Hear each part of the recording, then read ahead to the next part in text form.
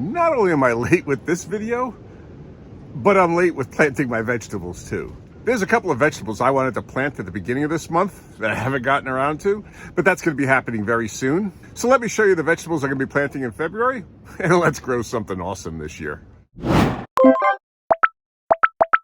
So the first vegetable I'm planting, and that should have been planted already, that I should have started, is my broccoli. I've got 3 different kinds of broccoli. You remember this from last year, the Calabrese, green sprouting. This was my True Leaf Market seeds, the Waltham 29 broccoli. They actually did really well for me. I planted these underneath my fruit trees, and they actually did quite well over there. I was surprised. I didn't expect them to do that well. And then I have a Sun King hybrid. So these are all, these are old seed. I don't know, 1920? Yeah, 1920. 2020. So these are going to be like 4 years old. And this is packaged on 2022. So I must have had them for last year, I guess. I bought them for last year. And then these I bought at the store from last year. Now, I also saved some seed from last year. Or at least I thought I did. Well, I did, but I never got around to separating the seeds. So they're all in here. So I'm going to be taking a day and culling the seeds from these pods. And we'll see if I can actually find any pods that are left in here that have seeds still in them. Yeah, there you go. So these are the seeds. Can't see it because it's focusing on the background here. But there's seed in here, and I'm not sure if they're even viable. And I'll just keep hitting the camera here. Let's see, what does this look like? Yeah, maybe you can see that better. There you go. There's a couple of seeds there. So I don't even know if these seeds are viable. And I'm going to have to go through here. And like I said, take a day, maybe today, maybe this afternoon. I'll go through and cull out some seeds. I thought I did this last year. Apparently not. When I went and looked, I saw that I had tomato seeds and I had watermelon seeds. But I thought I did this and rutabaga. Apparently not. So, project for the day. The other vegetables I'm going to be planting, peppers. These are 2 different kinds, Keystone Resistant Giant Bell and Keystone Resistant Giant Bell. Okay, about 50 seeds each in each packet, so it'll give me about 100 pepper plants. And I am going to be planting all of these, and I very well may plant all of these seeds too. We'll see.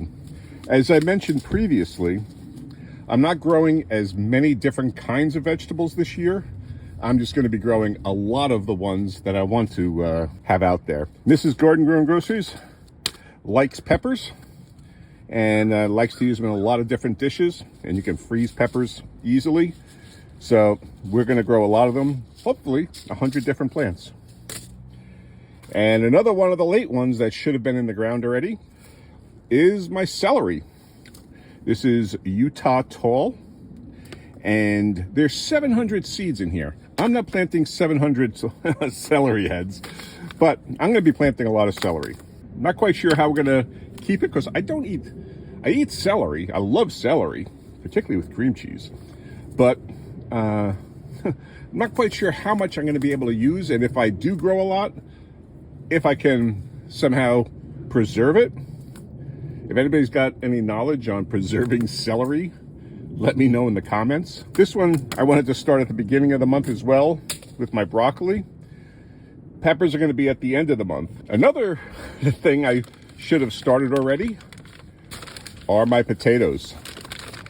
These are potatoes that I saved from last year. So I got russets, I've got Sarpomira, and I've got white potatoes. I put in these paper bags, And then I put them in a crisper drawer in my refrigerator. And they've been there since sometime in the early fall. So they've been there 4 or 5 months. So it's a good temperature to keep them at. I don't know what they look like, but from this one bag here so far, this looks pretty promising. Yeah, this is what I think you want. You want your potatoes to harden over for the year. That's how you want them stored. So I actually might do this for next year. I do have my redneck root cellar, and I do have a bunch of potatoes in there too. Got some russets that have sprouted, but that's okay. And got another one in here that's sprouted. I'm going to be careful with the sprouts. Don't want to knock them off. And I think I did. Yes, I did. So I'll be a little bit more careful, but I got a big bag of russets in here. So we're going to be taking them out of the refrigerator, or keeping them out of the refrigerator, and starting them up. And these are my Sarpo mirrors, if you can see in there. I can see a couple down the back there have started to sprout. So it's time to get them in the ground. Well, let me show you what I got in my redneck root cellar.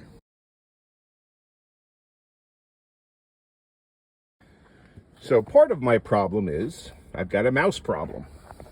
At least I'm thinking that's a mouse problem. It looks like a run there, and looks like another run over here. So I'm gonna have to address that and do something, develop a grow system for the greenhouse here. Because if you recall last year, I think it was my cauliflower plants, they got chewed up while they were growing in here, and it was probably mice. So let me open up the lid here, and let's see what we got going on there. Fortunately, because it is a galvanized garbage can, the mice can't get into there and chew up the whatever I store, or any of the root vegetables I store in there. So that's the benefit of having a metal can over a plastic can, as I've seen people use. But let me open it up and let's see how the potatoes are that I've got, that I had growing in there. Houston, we have a problem. Well, it looks like they've survived the winter. It looks like they started reaching for sunlight here, and they're growing up through the burlap that I had over them. Oh no.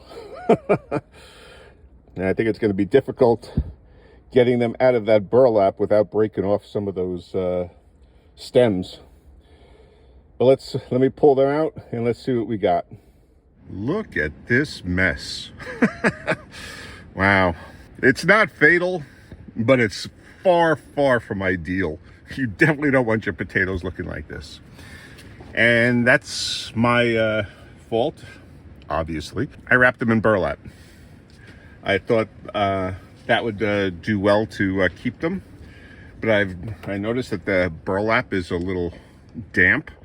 So partially that's a result of the condensation that does build up in the can, and that's why last year when I had covered it in hay, they performed far better. I mean, you had some of these root crops that sprouted, but it wasn't anything like this. I just got to be even more on top of my game here, like not doing the broccoli seeds and not appropriately covering the potatoes.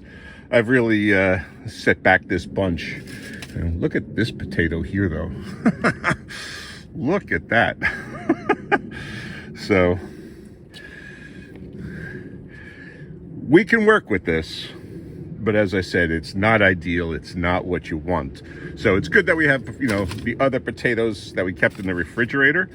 And if you have that option, have like a crisper drawer, because that keeps your potatoes at about 37 degrees, which is ideal for storing long-term storage of potatoes.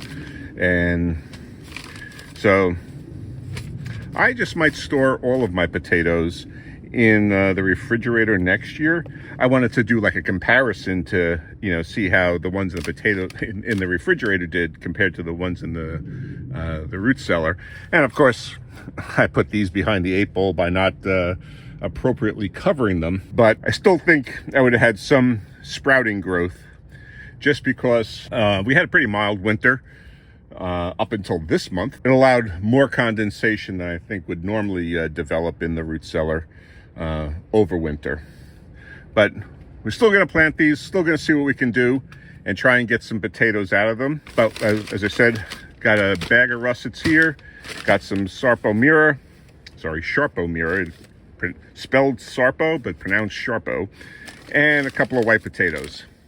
I just might pick up a few more potatoes from the store and plant them as well. I could probably go to, a Wood Prairie Farm and order some potatoes. They always have potatoes ready. They mail them out right at the appropriate time.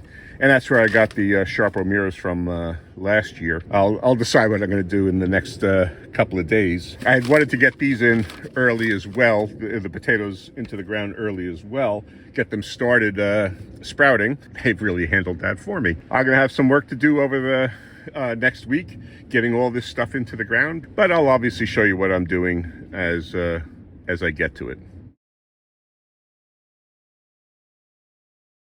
So February is off to a hell of a start, and or non-start as the case may be.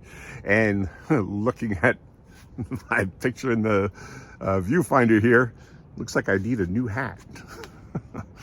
If you want to see what we were doing in the garden last week, check out this video right here, and then subscribe and hit that notification bell, and that way you'll be able to follow along in the progress of all of our vegetables, including ones that have taken off early on their own. Okay, thanks for watching.